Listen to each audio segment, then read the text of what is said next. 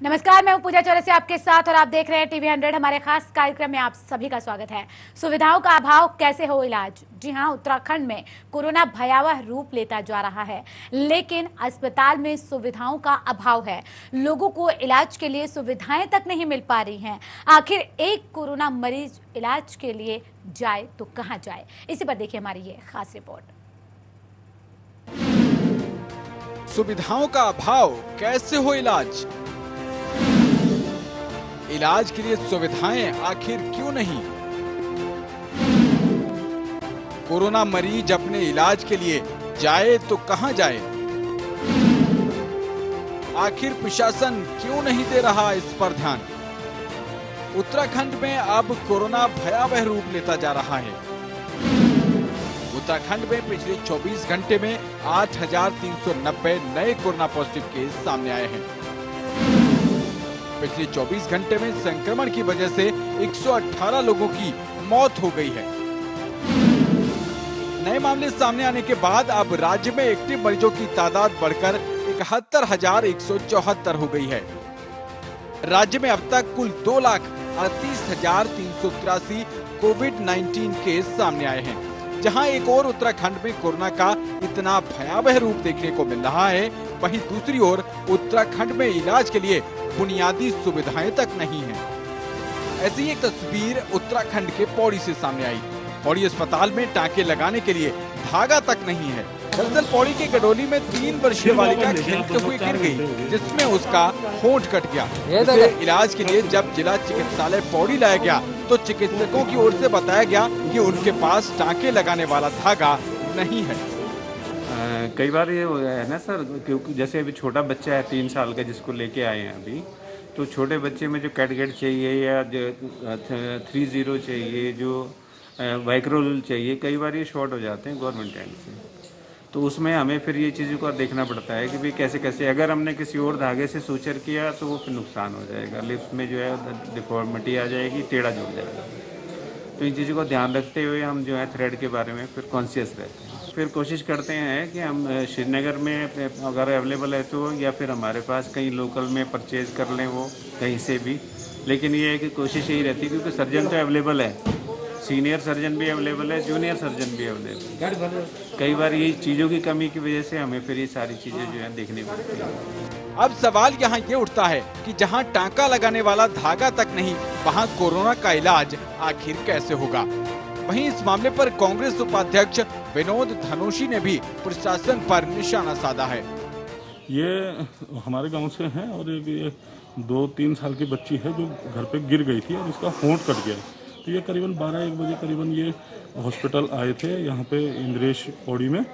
तो उस पर टाँके लगने थे और टाँके इनके पास वो धागा अवेलेबल नहीं है, ये जो इन्होंने बताया है। परंतु इन्होंने बच्चे को भी टाँके लगाने से भी मना किया है और इन्होंने धागा भी नहीं है, दोनों चीज़ मना करके उसके बाद उसके परिजनों को और बच्चे को श्रीनगर भेज दिया। श्रीनगर जाने के बाद वहाँ पे भी बच्चे को ट्रीटमेंट नहीं मिला है, क्योंकि वहाँ पे सर्जन जो हैं वो संक्रमित है, तो इसलिए वहाँ पे भी इनको ट्रीटमेंट नहीं मिला है। उसके बाद ये फिर वापस श्रीनगर से बच्चे को लेके और धागा खुद खरीद के पौड़ी आए हैं। और अभी भी यहाँ पे धुलमुल रवैये से इन लोगों के साथ बातचीत हो रही है कि कभी कह रहे हैं कि कोरोना की टेस्ट लाओ, कभी कुछ, इस तरीके से ये आनाकानी करने पे लगे हुए हैं। इस एक तस्वीर ने उत्तराखंड के स्वास्थ्य महकमे पर कई सवाल खड़े कर दिए हैं।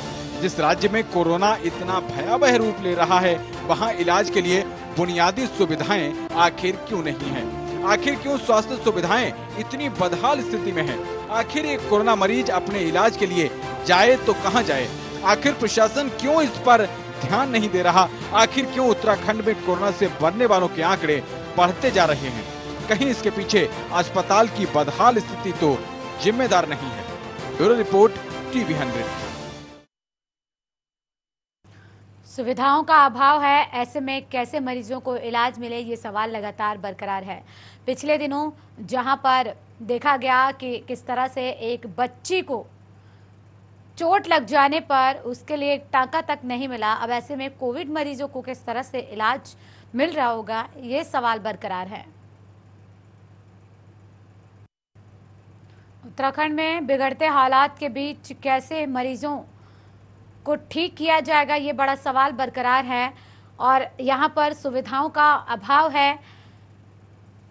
सवाल इस बात का भी है कि रामनगर जैसे क्षेत्र में जब डॉक्टर की तैनाती तक नहीं हो पा रही है, डॉक्टर के संक्रमित हो जाने के बाद से ही अस्पताल में इलाज नहीं हो पा रहा है, डॉक्टर की तैनाती नहीं की जा रही है। सवाल इस बात का कि वो तमाम दावे धरातल तक क्यों नहीं पहुंच पा रहे हैं। आखिर किसकी लापरवाही है, किसकी जिम्मेदारी है जो तमाम सुविधाएं लोगों तक नहीं पहुंच पा रही हैं, जबकि लगातार तमाम दावे शासन प्रशासन की तरफ से किए जा रहे हैं। आखिर सिस्टम क्या कर रहा है, लगातार सिस्टम पर सवाल भी उठ रहे हैं, लेकिन इन सवालों के जवाब कौन देगा, ये सवाल भी लगातार बरकरार है। अस्पतालों में सुविधाएं नहीं है। जहां अभी तक पहाड़ी इलाकों में मरीजों की संख्या कम थी, वहीं अब तेजी के साथ पहाड़ों में भी मरीज मिल रहे हैं। सवाल इस बात का कि आखिर कैसे मरीजों को इलाज मिलेगा। इस बीच दो खास मेहमान जुड़ गए हैं, नवीन ठाकुर बीजेपी प्रदेश प्रवक्ता और शिल्पी अरोड़ा कांग्रेस प्रवक्ता। आप दोनों का बहुत स्वागत है टीवी 100 पर। सबसे पहले नवीन जी, चर्चा की शुरुआत आपके साथ करूंगी मैं। जिस तरह के हालात बन चुके हैं उत्तराखंड में, देखिए पहाड़ों पर भी तेजी के साथ मामले बढ़ रहे हैं। आखिर मरीजों तक सुविधाएं कब पहुंचेंगी, कब उन्हें इलाज मिलेगा? देखिए पूजा जी, इस वैश्विक महामारी में ये वाकई चिंता की बात है कि उत्तराखंड में मामले ज्यादा बढ़ रहे हैं, लेकिन उसके साथ साथ सरकार दोहरे स्तर पर जो है, युद्ध स्तर पर अपनी जनता के लिए, उत्तराखंड के जनता के लिए लगातार काम कर रही है। चाहे वो ट्रेसिंग का मामला हो, चाहे वो जो है ट्रीटमेंट का मामला हो, चाहे वो जो है वैक्सीनेशन का मामला हो, हम हर तरह से दोहरे स्तर पर जो है अपनी जनता के बचाव के लिए काम कर रहे हैं। सुविधाएं बढ़ाने का काम लगातार हो रहा है, बेड बढ़ाने का काम लगातार हो रहा है, ऑक्सीजन की किल्लत पर काबू पा लिया गया है, दवाइयां लगातार जो है बाहर मंगाई जा रही हैं, और भी कोई जो भी कमियां होंगी उनको भी दुरुस्त जो है सरकार कर रही है। माननीय मुख्यमंत्री जी स्वयं क्षेत्र में उतरे हुए हैं। प्रत्येक जिले में एक एक मंत्री को प्रभारी बनाया गया है, प्रत्येक जिले के डीएम को जिम्मेदारी दी गई है। लगातार मुख्यमंत्री जी मॉनिटरिंग कर रहे हैं और हम अपनी जनता के साथ खड़े हैं। किसी भी स्थिति में उत्तराखंड में कोरोना को और ज्यादा पैर न पसार पाए, इसके लिए हम युद्ध स्तर पर काम कर रहे हैं और लगातार आगे भी करते रहेंगे। इतना काम किया जा रहा है कि पौड़ी में एक बच्ची घायल हो जाती है मामूली सी चोट के लिए। जब उसे अस्पताल ले जाया जाता है तो उसे कहा जाता है कि आप श्रीनगर जाइए, या तो इलाज कीजिए करवाइए, या तो वहां से धागा खरीद के आप खुद लेकर आइए टांका लगाने के लिए। अगर ऐसी सुविधा है तो कोरोना मरीजों को क्या सुविधा मिल रही होगी? नहीं पूजा जी, देखिए आपने जो मामला संज्ञान में लाया, वाकई एक गंभीर मामला है और एक छोटी बच्ची का चोट लगने के कारण उसको समय पर इलाज नहीं मिल पाया। वैसे आपने बयान दिखाया, वहाँ के चिकित्सक ने कहा कि कई बार धागे की शॉर्टेज होने की वजह से इस तरह की स्थिति सामने आई और श्रीनगर में फिजिशियन जो है सर्जन संक्रमित थे, इसलिए वहाँ पर इलाज नहीं मिल पाया। लेकिन फिर भी जो है ये दुर्भाग्यपूर्ण है और इस तरह की चीजों को सीएमओ पौड़ी से बात की जाएगी कि भविष्य में इस तरह की दिनेशपुर में भी यही हालात है, रामनगर में भी यही हालात है। रामनगर में 35 गांव को जोड़ने वाले क्षेत्र में भी अगर एक जो 35 गांव को जोड़ता है सामुदायिक स्वास्थ्य केंद्र में, अगर डॉक्टर बीमार हो जाए या संक्रमित हो जाए तो क्या वहां पर डॉक्टर को भर्ती नहीं किया जाना चाहिए? क्या वहां के मरीजों को इलाज नहीं मिलना चाहिए? नहीं, बिल्कुल मिलना चाहिए पूजा जी। और उसके लिए 1 महीने से ज्यादा का वक्त बीत चुका है नवीन जी, लेकिन अभी तक तैनाती किसी डॉक्टर की नहीं हो पाई है वहां पर। नहीं, देखिए ऐसा है कि हमने अभी स्वास्थ्य सचिव अमित नेगी जी ने परसों ये भी आदेश जारी किए हैं और अनुबंध के आधार पर चिकित्सकों को, पैरामेडिकल स्टाफ को जब तक कोरोना या 28 फरवरी 2022 तब तक जो है अनुबंध के आधार पर हम अतिशीघ्र जो है भर्तियां कर रहे हैं और एनएचएम के जितने भी मापदंड है उनके अनुसार सभी चिकित्सकों को और पैरा जितने भी मेडिकल के स्टाफ है उनको भर्ती किया जा रहा है और जहां जहां ये कमी है वहां पे दुरुस्त की जाएगी और लगातार जो है हम इसके लिए प्रयासरत हैं। जी शिल्पी जी, कमियों को दुरुस्त किया जा रहा है, ऑक्सीजन की पूर्ति हो चुकी है जैसा कि नवीन जी कह रहे हैं, दवाइयां मिल रही हैं और तमाम व्यवस्थाएं हो रही हैं, तो फिर मरीजों को इलाज क्यों नहीं मिल पा रहा? ये समझ नहीं आ रहा।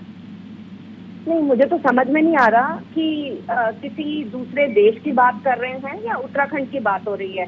कहाँ पे ऑक्सीजन है, कहाँ पे बेड है, कहाँ पे सुविधाएं हैं, कहाँ पे धागे उपलब्ध हैं, कौन से सरकारी क्लिनिक में डॉक्टर से हाथ धोने के लिए भी, हाथ साफ करने के लिए स्पिरिट उपलब्ध है, और कहाँ एम्बुलेंस है। पूरा लूट मार का माहौल बना हुआ है, जिसका जो मन आ रहा है वो चार्ज कर रहा है एम्बुलेंस मनमाने चार्ज कर रही है। अभी सरकार ने 2 दिन पहले उसके रेट तय किए हैं और अभी नींद से जागी है। स्वास्थ्य मंत्री जो कि मुख्यमंत्री जी खुद हैं, उनका कोई किसी तरीके से कहीं कोई काम नहीं हो रहा है। लोग मर रहे हैं। अब किस दुनिया की बात कर रहे हैं? लोग बिना ऑक्सीजन के, बिना इंजेक्शन के, बिना दवाइयों के मर रहे हैं। हमारा कोविड कॉल सेंटर चलता है, जिनमें 2000 से ऊपर कॉल आते हैं और हम खुद को बहुत ज्यादा मजबूर महसूस करते हैं कि हम लोग कोई मदद नहीं कर पा रहे हैं। स्वास्थ्य सेवाओं की दूर की तो पहाड़ों की तो मैं बात ही नहीं कर रही हूँ। आप देहरादून, उधम सिंह नगर और हल्द्वानी की बात कर लीजिए, क्या सुविधा है वहाँ पे। 2 दिन पहले ये पोजीशन आ गई थी सुशीला तिवारी हॉस्पिटल में, ऑक्सीजन खत्म हो गई थी, होने वाली थी, तो आपको हैरानी होगी किस तरीके से ऑक्सीजन इकट्ठी करी गई। जो वॉलंटियर सड़क पे अपने परिवारजनों के लिए, जो सामाजिक संस्थाएं ऑक्सीजन भर भर के सिडकुल की इंडस्ट्री से भरवा कर ला रहे थे, उनके इंजेक्शन, उनके ऑक्सीजन सिलेंडर जबरदस्ती जब्त करके हल्द्वानी ले जाए गए और उन लोगों की भरपाई करी गई। उसके बदले में कितने लोगों को इन्होंने मार दिया। 50% जो है वो केस रिपोर्ट नहीं हो रहे हैं।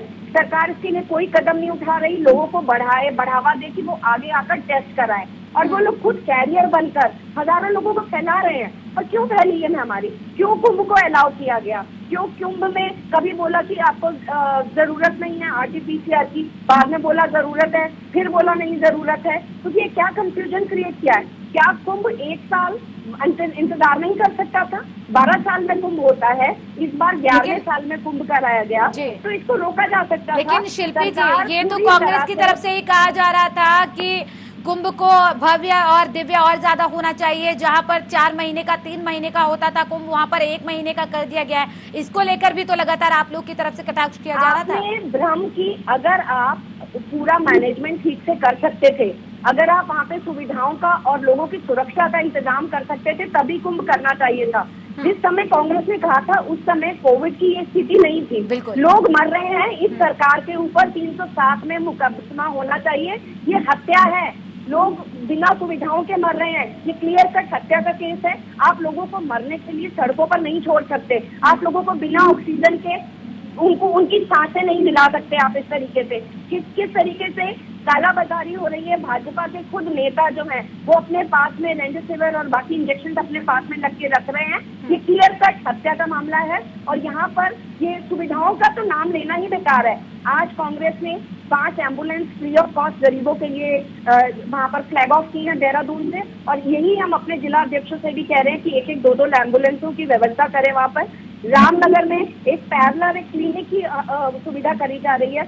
सितारगंज से मेरे पास में लगातार शिकायतें आ रही हैं कि टेंट में समाज सेवी ऑक्सीजन सिलेंडर लगाकर लोगों को कुछ सांसें बढ़ाने का काम कर रहे हैं, क्योंकि वो लोग अफोर्ड नहीं कर सकते प्राइवेट हॉस्पिटल, और सरकारी अस्पतालों में पलंग उपलब्ध नहीं है। तो 1 साल से ये सरकार क्या सो रही थी? इनको पता नहीं था कि कोविड दोबारा लौट के आएगा, क्या स्थिति होगी? क्यों वेंटिलेटर नहीं मंगाए गए? क्यों सुविधाएं नहीं क्रिएट करी गई? क्यों बेड नहीं क्रिएट किए गए? क्यों हम आज भी समाज सेवी संस्थाओं, राधा स्वामी सत्संग, गुरुद्वारों के ऊपर डिपेंडेंट है? बिल्कुल, ये बहुत बड़ा सवाल है कि कब तक हम किसी दूसरे पर निर्भर रहेंगे। आत्मनिर्भर भारत की बात कही जाती है। खुद प्रधानमंत्री आत्मनिर्भर भारत के लिए लोगों को जागरूक करते हैं, लोगों को आह्वान करते हैं कि आत्मनिर्भर बनिए, लेकिन क्या आत्मनिर्भर उत्तराखंड बन पाया है? पूजा जी, मैं बीच में टोक रही हूँ। आत्मनिर्भर नहीं, परमात्मा पे निर्भर हो गया है। भगवान की जिन पे कृपा है वो कोविड से बचे हुए हैं। जिन पे भगवान की कृपा नहीं है वो बेचारे इस सरकार की असफलता के चलते, अव्यवस्था के चलते भगवान के पास जा रहे हैं, और सरकार पूरी तरह से इसके लिए जिम्मेदार है। जवाब दीजिएगा नवीन जी। पूजा जी, मैं आदरणीय शिल्पी जी को याद दिला दूं, वैसे तो ये महामारी राजनीति नहीं होनी चाहिए, लेकिन यहाँ पर जितना लंबा चौड़ा ये झूठा भाषण फैल रहे हैं, ये जरा पंजाब की तरफ ध्यान दे दें। वहाँ पर क्या हाल है जहाँ इनकी सरकार है, और इन्होंने सीधा सीधा कितना देखिए, मैं फिलहाल उत्तराखंड की बात कर रही हूँ। नहीं, उत्तराखंड की मैं इसलिए दे रहा हूँ। नहीं, देखिए, ठाकुर जी जुड़े हुए हैं, बीजेपी के प्रदेश प्रवक्ता हैं, और शिल्पी अरोड़ा कांग्रेस के प्रवक्ता हैं। नवीन जी, आप अपना जवाब पूरा कीजिए, उसके बाद शिल्पी जी के पास जाऊंगी मैं। ये कह रहा था कि आदरणीय शिल्पी अरोड़ा ने सरासर जो है सिर्फ एक पार्टी का नाम पेश किया। कल की प्रमुख अखबारों ने दिखाया कि पंजाब में कांग्रेस का नेता रेमडेसिविर इंजेक्शन और गैस सिलेंडरों को जो है ऑक्सीजन सिलेंडरों को ब्लैक करते हुए पकड़ा गया, जिसने जो है घर में गोदाम में छुपा रखे थे। इन्होंने भाजपा का नाम ले दिए। एक भी अखबार दिखा दें आप, कल के अखबार उठा के देख लीजिए, कांग्रेस के नेता का नाम प्रमुखता से है। इन्होंने सीधा सीधा झूठ आरोप, क्योंकि कांग्रेस का चाल चरित्र चेहरा ऐसा ही है, केवल झूठ बोलना। अभी लखपत बुटोला जी परसों इनके जो है प्रवक्ता कह रहे थे कुंभ, इन्होंने क्यों यात्रा बंद कर दी। कुंभ के दौरान जो है जब हम कुंभ के आयोजन को बंद कर रहे तब इन्होंने कहा लोग बेरोजगार हो जाएंगे, सालों से इंतजार कर रहे थे और कुंभ जो है होना चाहिए। अब कौन से लोगों को रोजगार मिल गया? तुरंत कितने पुलिसकर्मी संक्रमित हो गए? व्यवस्थाएं तो बेहतर करनी थी ना। बिल्कुल, आरोप प्रत्यारोप लगा देने से चीजें ठीक नहीं हो जाएंगी। अगर कुंभ का आयोजन हो रहा था, भव्य दिव्य आयोजन करना था, तो व्यवस्थाएं भी उसी हिसाब से रखनी थी। लेकिन देखिए किस तरह से कोरोना का बम फूटा है कुंभ की वजह से। पूरी दुनिया में इस कुंभ की वजह से कितनी ज्यादा निंदा की जा रही है, ये आप भी समझ रहे होंगे। जैसे कोरोना का जो है ग्राफ बढ़ा, तुरंत माननीय प्रधानमंत्री जी ने साधु संतों से आग्रह किया और कुंभ को प्रतिमात्मक रूप से करते हुए समाप्त कर दिया गया। और इसी प्रकार जो है, मैं अभी शिल्पी जी कह रही थी जी बेड की व्यवस्था नहीं है, ऑक्सीजन की व्यवस्था नहीं है। अरे शिल्पी जी, अगर आपने कुछ किया होता तो आज इतनी महामारी नहीं होती। जब कांग्रेस इस प्रदेश को छोड़ के गई थी, 3 जिलों में केवल आईसीयू बेड थे, आज 13 जिलों में आईसीयू बेड हैं। जब कांग्रेस इस प्रदेश को छोड़ के गई थी, कांग्रेस जब इस प्रदेश को छोड़ के गई थी तो क्या कोरोना महामारी थी नवीन जी? लेकिन हमने फिलहाल हम महामारी की बात कर रहे हैं। व्यवस्थाएं जो होनी चाहिए थी, अगर वो होती तो मरीज नहीं मर रहे होते। उत्तराखंड जैसे छोटे से राज्य में 100-150 लोग रोजाना मर रहे हैं। एक महीने के अंदर 2500 बेड की व्यवस्था हुई है। कोरोना महामारी के दौरान हुई है। पिछले 1 महीने में 2500 बेड की व्यवस्था हुई है। अगले ये तो तब हुई है ना जब स्थितियां खराब हुई हैं। जब 2 महीने 3 महीने का वक्त था, तब क्यों नहीं व्यवस्थाओं को ठीक किया गया? जब बार बार वैज्ञानिक, जब बार बार डॉक्टर चेतावनी दे रहे थे, चले ठीक है, तीसरी लहर की चेतावनी है, तीसरी लहर के लिए क्या तैयारी है? दूसरी लहर में तो देखिए, दूसरी लहर में मैं माफी के साथ कहूंगी नवीन जी, बिल्कुल सरकार फेल हो चुकी है। लेकिन जिस तरह के आरोप लग रहे हैं और आप लोग सफाई दे रहे हैं, ये वाकई में जनता ये समझने को तैयार नहीं है कि आखिर समझे तो क्या समझे। जो सत्य है वो तो सुनना पड़ेगा पूजा जी। बिल्कुल। 1.5 लाख लोग यहाँ पर ठीक नहीं हुए? क्या 1.5 लाख लोगों का इलाज नहीं हुआ? क्या अभी हमने अभी भी 71,174 मरीज सक्रिय हैं। बिल्कुल। रोज जिस प्रदेश में रोज 10,000 जब आ रहे हैं तो आंकड़ा होगा ही। और हम लगातार, क्योंकि ये महामारी है, ये आंकड़े हैं या लोगों की जिंदगी के साथ खिलवाड़ हो रहा है? नवीन जी, ये आंकड़े हैं या लोगों की जिंदगी है? नहीं, हम लोगों की जिंदगी बचाने के लिए दिन रात लगे हुए हैं। कौन से प्रदेश में आंकड़े कम आ रहे हैं? महाराष्ट्र में, जहाँ पर इनकी सरकार है, पूरे देश के 50% मामले महाराष्ट्र में, केवल महाराष्ट्र में 50% मामले हैं। तो क्या महाराष्ट्र की सरकार को इस्तीफा दे देना चाहिए? क्या महाराष्ट्र की सरकार को गरियाना शुरू कर दें?